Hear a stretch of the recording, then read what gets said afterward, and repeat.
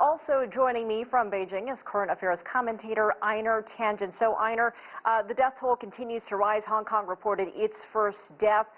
The World Health Organization is against closing borders, but do you anticipate that could still be a possibility with more pressure to do so, from the outside at least?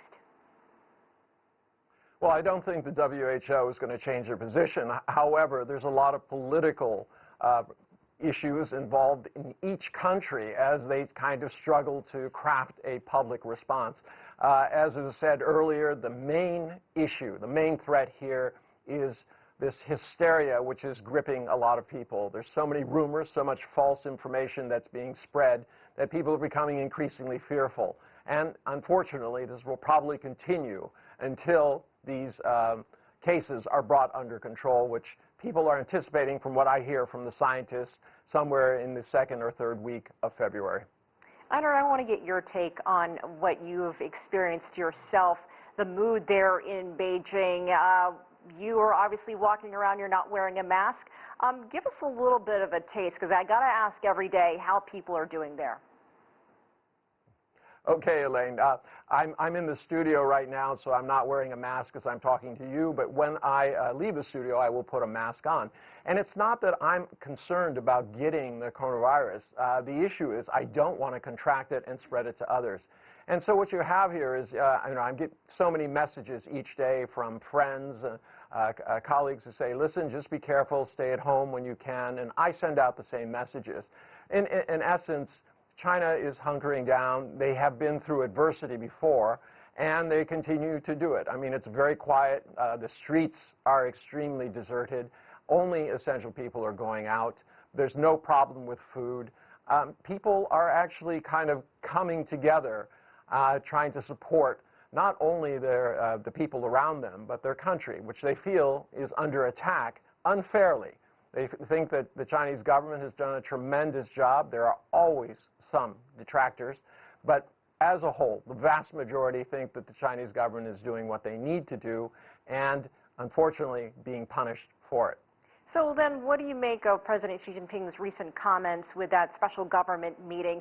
Talk to us about the significance of just having that meeting, and even what more can we expect as a result of the president's pledge to be more aggressive in this fight? Well, they're trying to express that they're doing everything necessary. Remember, this flu, you have to put it in a kind of context. It's more dangerous than the common flu, but much less dangerous than things like swine flu and avian flu, MERS, almost every other major outbreak. This is the least deadly among them. Unfortunately, it is very fast spreading. And this is what the Chinese government is dealing with. They want people to stay at home, in essence, self-quarantine for a period long enough so that this virus can, in essence, be defeated. Any surprises that the Lunar New Year holiday was extended? Can we see another extension in another week or two? Yeah, look, the Chinese government is going to do whatever is necessary to make sure that this is dealt with. That's why they're getting accolades from the scientific community, the WHO.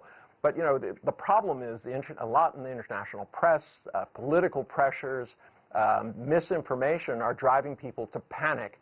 They think anybody who's Chinese is a disease carrier. I mean, this is absolutely ridiculous. You look at the swine flu, which emanated from the U.S., no one was claiming that they didn't do enough.